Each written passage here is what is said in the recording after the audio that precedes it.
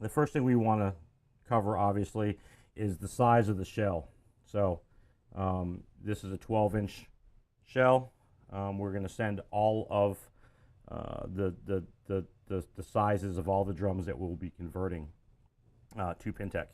Also, we want to take a measurement from this vent hole to the nearest lug where we're going to mount our bridge. Now this is the lug that we've decided on to mount the bridge, and I've marked it here with a Sharpie. You don't have to mark it with a Sharpie. You can mark it with a pencil or whatever.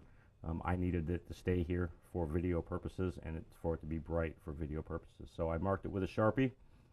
And so we take a measurement from here to here, and what we have is 4 inches. Okay, or 3 inches straight across. I sent the 4-inch number. Now keep in mind, Pintec will give you an extra inch as well, so you're even, you're not going to be tight here. They will kind of over exaggerate just a little bit, so you've got some room to play with on the measurement. And when it comes to cable management, that's something that's very, very important. So you can route your cables properly within the drum, and we will also talk about taping all of that down to keep it nice and neat, and as well as keeping connection points from being crimped.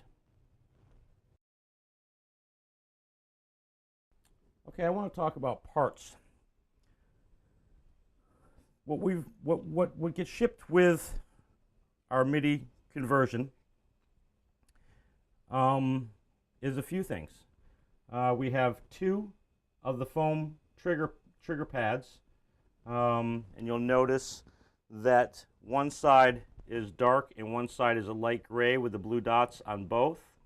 Okay, the blue dots are sticky, and that's what this side is going to. The gray side is up. So this gray side is what you want touching your drum head, and this is what's going to actually be mounted on top of the piezo.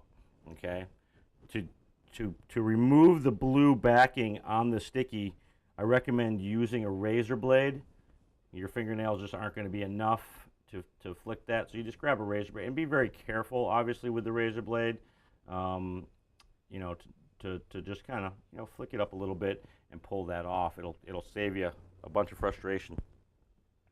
Next, I want to talk about the 1/4-inch female connector.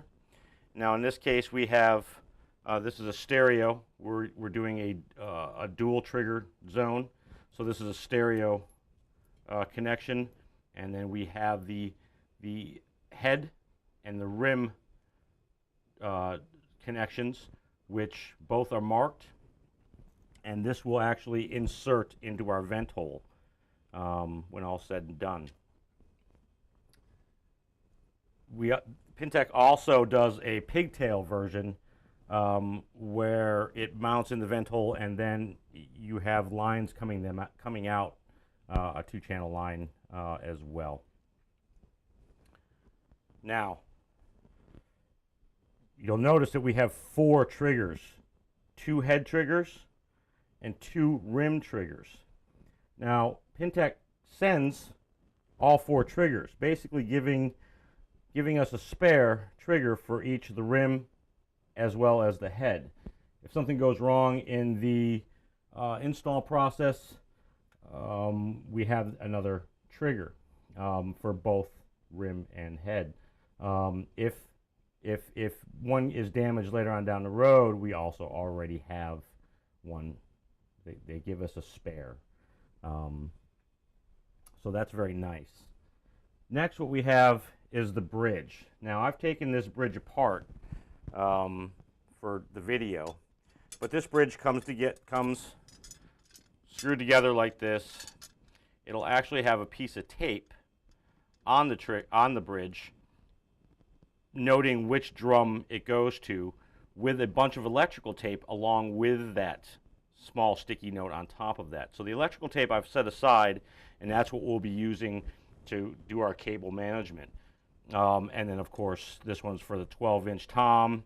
So this is how I know that this goes for this drum. Okay. You'll also notice the blue dots. The blue dots are the sticky, and Pintec sends extra of those as well if you want to line more.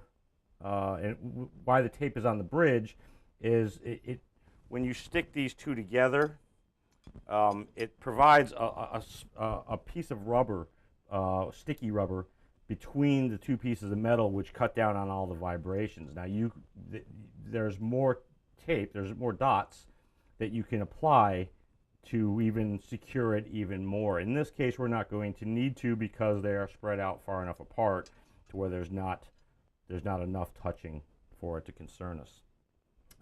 But that's completely up to you as the end user if you want to add more tape or not. There's already going to be tape on them when they come, and if you would like to add more, they do come as dots, so you'll cut them down the center and split them like that. But we'll talk about that bridge in a little bit. You'll also notice that the back of the triggers also have a little foam sticky as well that has a backing that will peel off, that will mount to the heads. Now mount to the rim and our bridge. Keep in mind, and I'll probably mention this a few times, when you do install these triggers, you never need to push down on the triggers themselves. You just you place them and go. The sticky is very adhesive. It sticks great. So you just set it in place and it's pretty much done. As far as the head trigger goes, when you mount your foam pad to the top, it'll obviously you're going to give it a little push. So that'll secure it even that much more. You never, ever have to push down on any of your triggers to mount them into place. Also, with the kit, of course, comes two heads, top and bottom, for the acoustic to MIDI conversion. These are very quiet, very durable. They, as far as acoustics go, they are going to silence your drums. Somebody in the next room will be able to do whatever they wish, watch TV, whatever, and never know that you're actually, playing your favorite whatever. Very, very quiet, very, very acoustically pleasing, and you still can tune a little bit to the actual toms. So if you didn't want to plug in and you just wanted to practice, like a practice pad type setup, you're still going to get a small amount of acoustics, and I mean very, very small amount of acoustics to kind of just tap along with and get your chops down, all your rudiments, and things like that. Great heads, very durable, and very acoustically quiet, which is one of the things that when we're doing an acoustic to MIDI conversion, one of the priorities that we're looking at is to kind of quiet this thing down a little bit and just keep the rehearsal space or the actual venue where we're playing, just keep the volume at a decent level. Great heads. Can't say enough about the heads themselves. Okay, now I want to talk about the bridge assembly. Now here I've taken the set screws out of the bridge. When you get the bridge, all the set screws will be in, and you'll actually have a piece of tape, electrical tape, wrapped around the center point with another piece of tape on top of that. The piece of tape on top will tell you which size drum this bridge is meant for. Each one of these bridges is cut to size for each one of your individual drums, which is why we did all of our measurements earlier. Now, you'll notice the blue dots. Now, Pintec supplies the blue dots, one set on here, plus they send you a whole row of extra blue dots. And what we've done is we've added another set two there just for that, and that's why they send those extra pieces, so you can do the same thing. You can add another set. And what this does is there's a little rubber piece that's got double-sided tape on both sides that when you sandwich these two together, what ends up happening is it provides a small cushion between the two pieces of metal, just ensuring that there's no rattling. Once you tighten all four of your set screws back, there shouldn't be any rattling anyway. But what we've gone ahead and done is added two of those extra pieces, and Pintec does a much neater job than what I've done here with these half circles. But you can see what we've done, and we'll remove that later on down the road. Also, what I want to talk about with the bridge is, because of this is an older drum set, the lug screws are a little bit thicker than what you're going to see in today's product.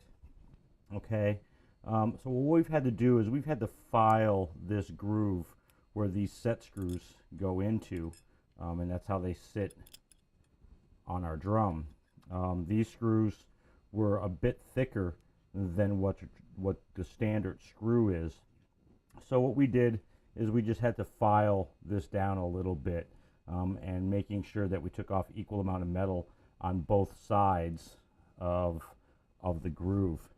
So we just stuck a file in there and put it flat on a table to make sure that we've got enough, that we've got a nice solid surface to work on, and then file down. It took me 5 minutes to do both sides, or both sides of the bridge, to make it big enough for this. Now you don't want to go farther than what you need to actually fit that set screw in there, and then to be able to move it back and forth nice and freely. You don't want to take out too much of that metal. So I just filed out just enough to make that move freely so we can do our measurements. So while we're there, we'll go ahead and set this half of the bridge in place. As soon as I get my screwdriver on my spot here. There we go. Okay. Now I'm not going to tighten. I'm just going to set those in place. Make sure they're held. I'm going to do this other side here. Do the same thing over here.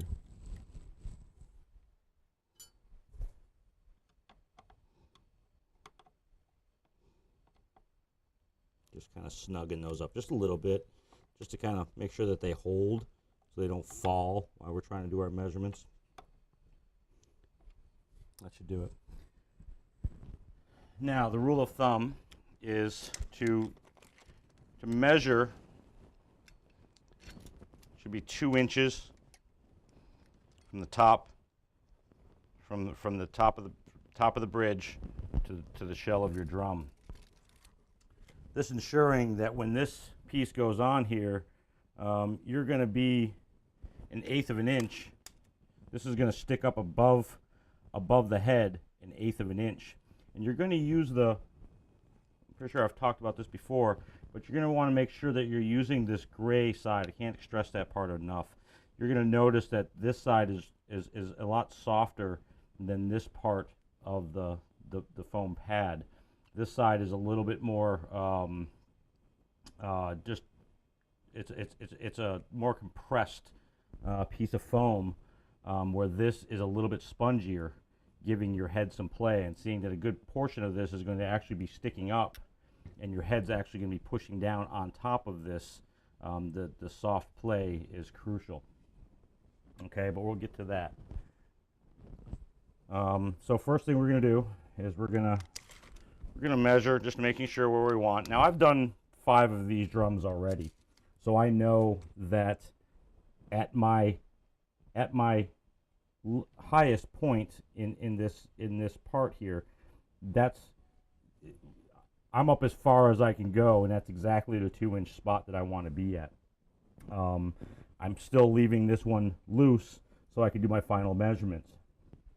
Now we're going to place this piece in there, and it'll line up once we get everything in there. But the first thing we want to do anytime that we're using the sticky tape, except for, of course, on any of the triggers or anything, but anytime we're sticking the sticky to the either side of the drum for your rim trigger or the top of your bridge, we're going to want to clean the metal. And what we're using is just a paper towel and a dab of rubbing alcohol or isopropyl alcohol. Probably not going to make the same mess with it that I am. And I'm going to do the back side where this tape is going to stick. And I'm going to do the front side for right now. We're going to end up doing this top side one more time anyway before we stick the trigger to it. But I just want to clean it up and get it ready to actually stick to the piece. Keep your towel handy. And now you want to peel the blue side off your sticky.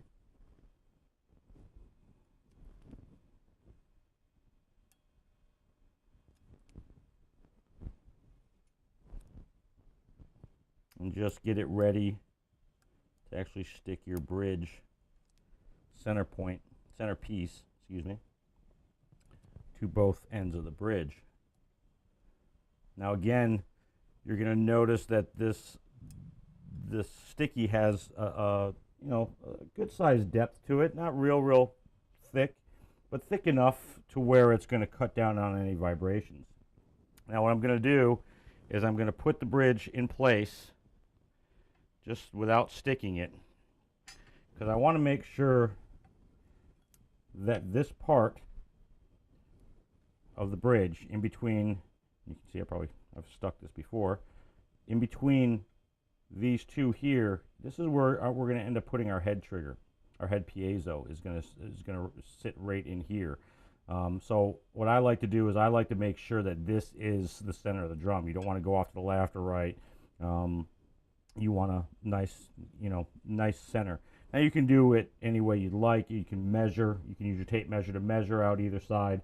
Or what I'm doing is I'm using my nice straight line that I'm going to actually end up using later on down the road as well. You're going to want a yardstick, or what I have here is a piece of thin metal that will go across the drum, that you're gonna use it for this purpose, as well as gauging the height of your actual piece of foam. Now again, I've already done 5 of the drums, so I know where I'm at. You can also set it over here and just kind of see where it's going to set once you've got everything lined up. I'm not tight yet, so none of the measurements are actually going to work. So what I'm going to do, I'm going to set that aside, and I'm going to put my line across and just kind of eyeball where that center piece is. So I know that piezo is going to be the center of that bridge. And then you stick your bridge down, okay? Which will hold it in place while you work on it a little bit. But what we're going to do is we're going to end up putting our set screws back in, because we're ready for that now. And I recommend using all 4 of the set screws where you can, of course. And you want to keep the set screws obviously away from where the piezo is going to be mounted. You don't want to ground the metal of your piezo on anything, on the side, anything that's metal touching that brass piece there, that gold color piece. You don't want that touching metal, including the screws. And that is important on your metal snare. If you're using a chrome snare, you want to make sure that that's not sitting on any metal. You want to make sure that that's setting still, and we'll talk more about that here in a minute. What I'm going to do is I'm going to go ahead and put all my set screws in, and I'll go ahead and turn the cameras off so you're not bored to death. Okay, so we've tightened down our set screws. I did want to mention that in our case, the bridge forms a cradle where the piezo will be mounted here. Depending on where your lug is mounted on your drum and where this screw is here, is depending on how you're going to turn this bridge. You can do what I've done and form the cradle to the bridge to get your 2-inch measurement, to get get this piezo, the head foam, up to the appropriate level, which is the head will be 8 inches, or I'm sorry, 1/8 of an inch below this point when applying it. So basically it'll push down that foam. So depending on where your lugs mount is depending on how you'll have this bridge. You can actually turn this bridge, which I've done in some cases. I don't want to turn this one, but you can turn basically this entire bridge assembly around, which I'll kind of show you here. I don't want to scratch up the drum doing that. I'll show you a little bit, but you see how it, you turn it the other way around. So you're basically going to mount it this way, and obviously you'll want to have your set screws facing the other way so you don't have these ugly nuts on the top of the head. But this is another way that you can utilize the same space. You're using the same flat side. Nothing really changes in how the bridge assembles. You still set this inside the cradle, inside, the center part of the bridge still sets inside the two outer sides of the bridge, and then this part will just give your measurement from there.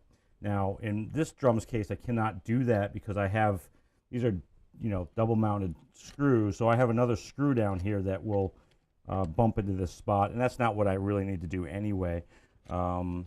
This position here is the perfect placement for this specific drum. But if you have to flip this bridge, that is fine to flip it. Again, just plan for your set screws to be reversed as well, just because you don't want the nuts showing and you don't want them, on the upward side of the drum. Okay, so I'm just going to give these a good snug without going completely tight because I have not done my measurements yet.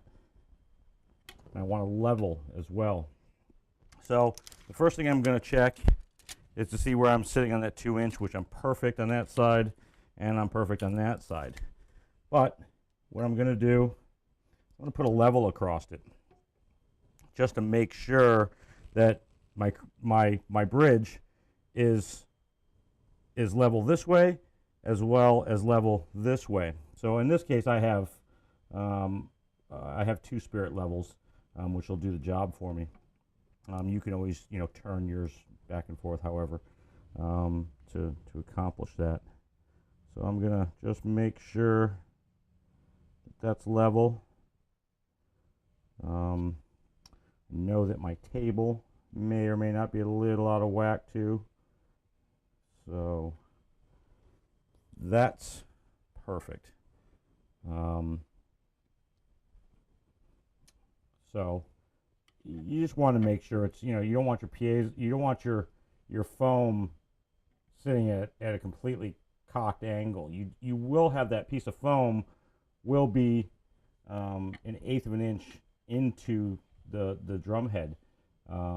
So it'll even if I just did there, even if it's turned a little bit, which I'm just gonna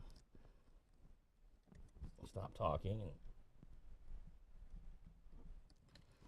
give that a good crank in there. There we go. Much better. And then I'm going to double check my measurement, double check my level. And that's perfect.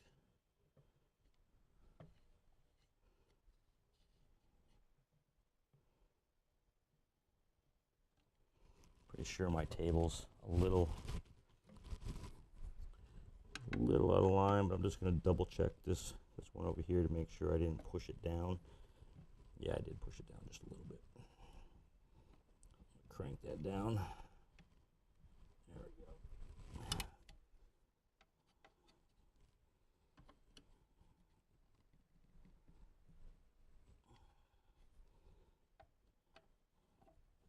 Do the same thing on this side.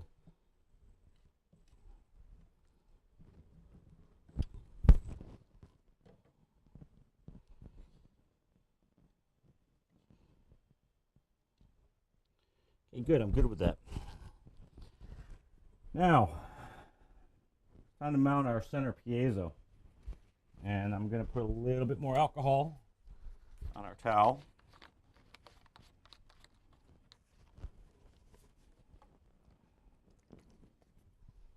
I'm going to just wipe the center of that real quick. That's where I'm going to stick that piezo to.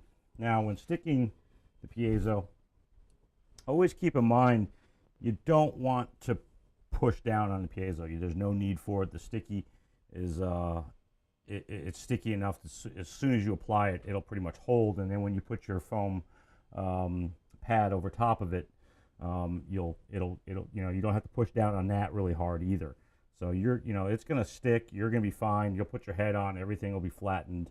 Everything will be snug and in place without having to put your finger on it. You don't want to put your finger, and you don't want to push down and on the piezo.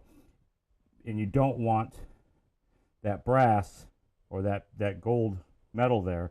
You don't want that touching any piece of metal. So you want to make sure your set screws are far enough behind to where you can set that in there without touching any pieces of metal. That's especially important in your snare drum, and we'll go over that with the snare drum. Now, I am a big fan of cable management. So I know that my female 1/4 inch in is going to come into this hole, into this vent hole here. So I want this without crimping these two, this red and black here.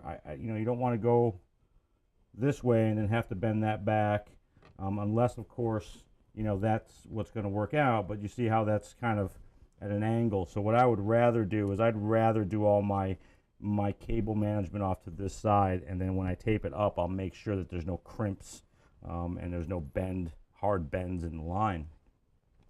So I'm going to go ahead and stick this one, and again, you can use your razor blade to very carefully pull this piece of backing, which you'll see why you probably could use that. And again, I'm running that straight. I'm making sure that I'm centered. You can use your piece of metal again. Make sure you're over top of your lugs, and then your center. And again, just set it, and it's good. You don't need to push it down. Can't stress that enough. There's no need to push that down. Now I'm going to install our 1/4 inch female. Now, for those of you that cannot remove your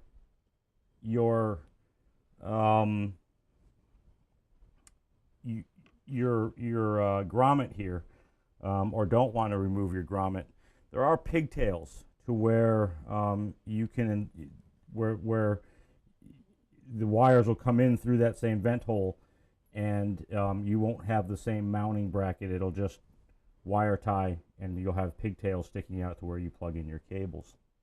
I've chose to do the other way around. I like the neatness of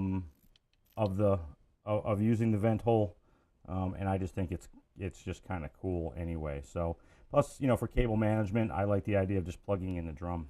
But for those of you that can't do that, Pintec does give a pigtail option, and we'll cut it 3 to 6 inches, so you have plenty of slack on that pigtail line on the outside of your drum. Again, call Pintec on that, and whatever's going to work for your specific application. They will be more than happy to work with you. The nice thing about working with a company like Pintec Drums is the fact that when you call, somebody there that will answer the phone that knows exactly what you need and exactly what needs to happen for your application. They are made in America, which is important to a lot of people.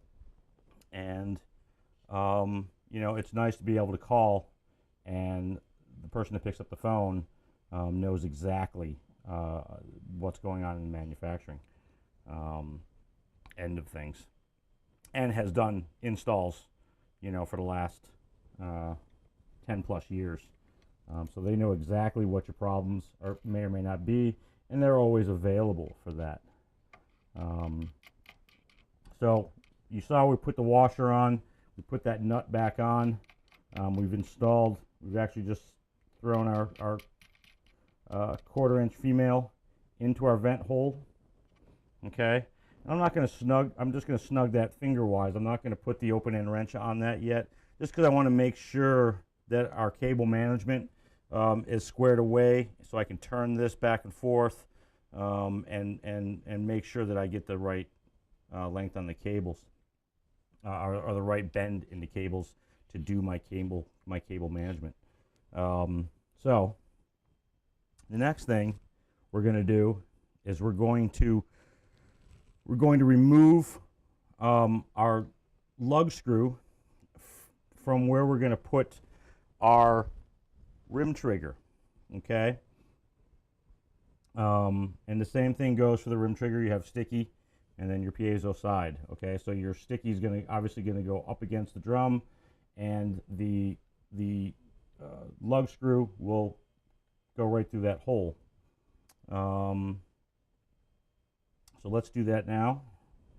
Just pull this screw.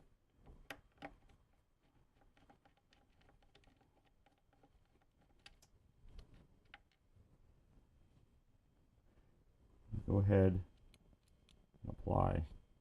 You can tell I've got all my screws loosened up for the purpose of the video. Now there's a piece of tape on the back of that. So what I'm going to do is I'm just going to move that out of the way. Again with my rubbing alcohol, and actually we'll put a little bit more on the towel.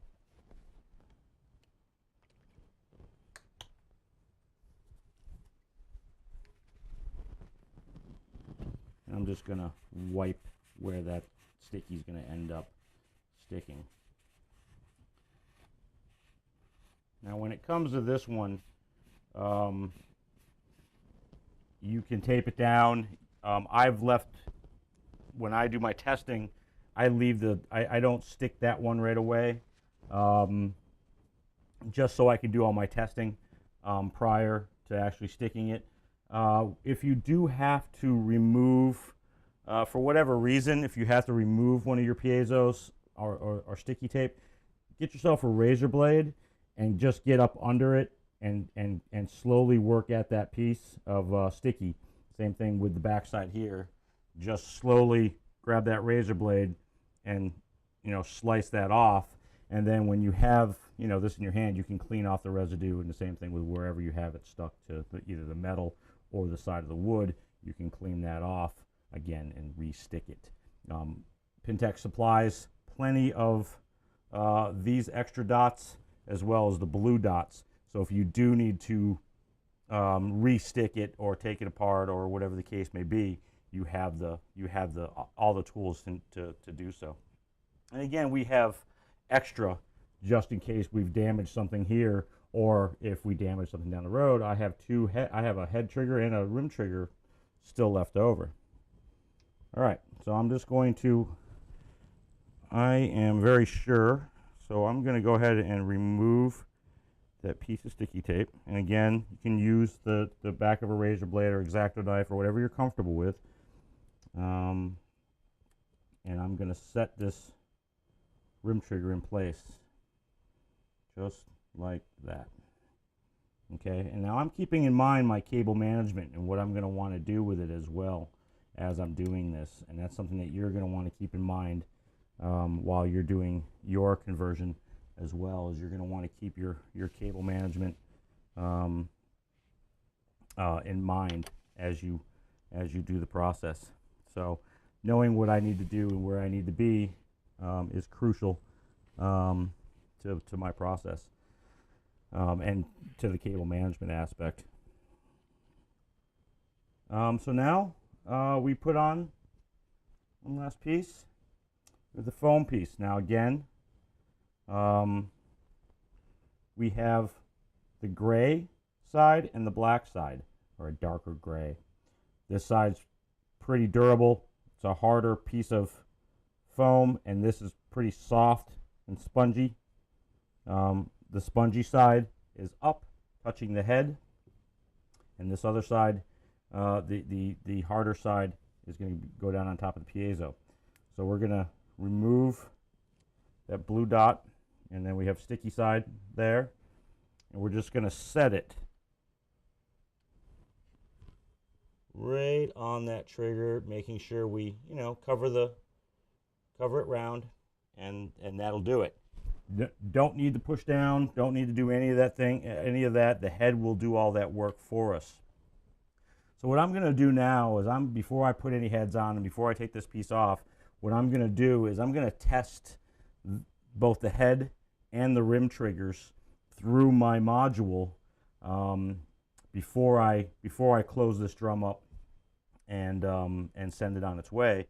I'm going to and tighten this screw. I'm going to end up tightening that screw down as well afterwards, but we'll go through that. Let me do my test and make sure that both of our triggers are working properly, and then I will tighten down the female jack input as well as that rim trigger. All right, so we've tested both of our triggers, our head trigger as well as our rim trigger. Both work brilliantly. We've obviously plugged them in, and you'll notice this one's marked head going to the head trigger, and this one is marked rim going to the rim trigger. Now when it comes to cable management, those are the things that I'm going to do after. I'm going to put those where I like them, where there's no crimping going on, and I can actually get to these connections if I need to quickly. So I'll put one there and one here.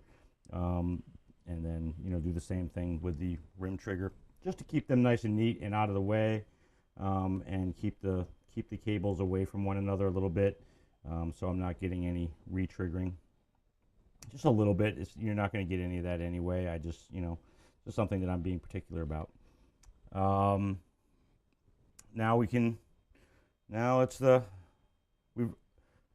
last thing. Want to make sure that measurement's correct. We are in 1/8 of an inch. I've already done the measurement here. That's something that you want to check prior to putting the head on. Is just make sure that you're at the 1/8 inch mark from the top of this plane here to the top of the trigger. And this piece of metal bends a little bit, so I've had to just go across like this. You might want to get a sturdier piece of metal or a yardstick or whatever to make sure that your measurement's right. That 1/8 inch is going to stick up higher than the head, and when you put the head on, it'll compress down, and when you tighten it down, it'll sit flush. This way you're always putting pressure on that trigger onto the bottom of the head. So what we're going to go ahead and do is peel that sticky.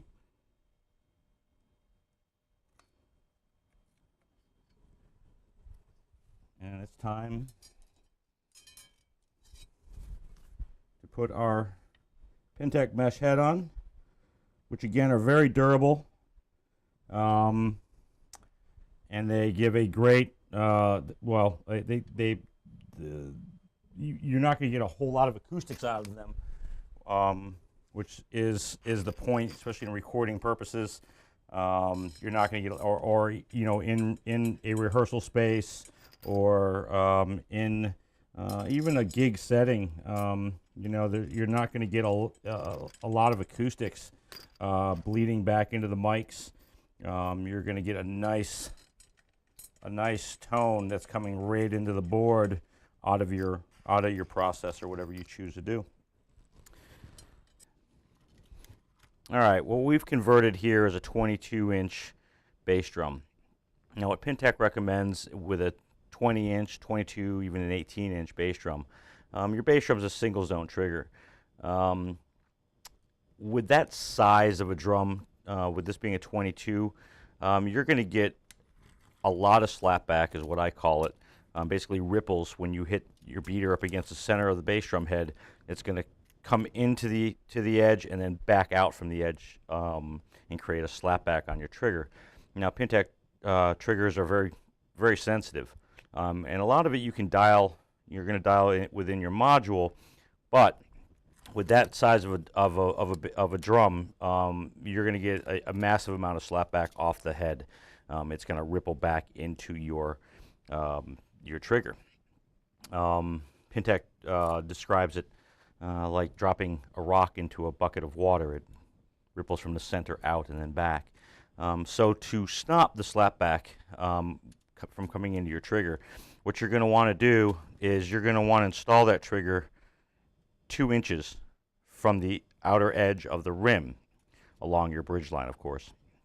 Just for an example, I actually installed this trigger the first time from the 2 to the 3 inch mark on the outer edge. And that extra inch, I got a huge amount of slapback. So just bringing that back in 1 inch from the 1 to 2 inch mark is where the actual piezo sits. No farther than 2 inches on the outer edge of the piezo. A beautiful response. Single notes all day long. I've actually played live with this drum at this point, ran it through the PA and got nothing but beautiful tone out of that piezo.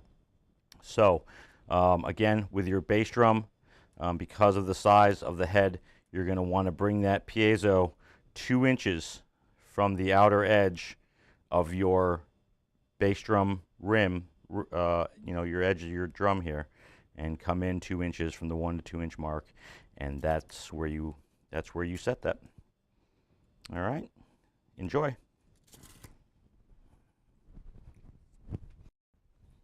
Okay, you'll notice with the snare drum that I'm using a chrome or a metal snare.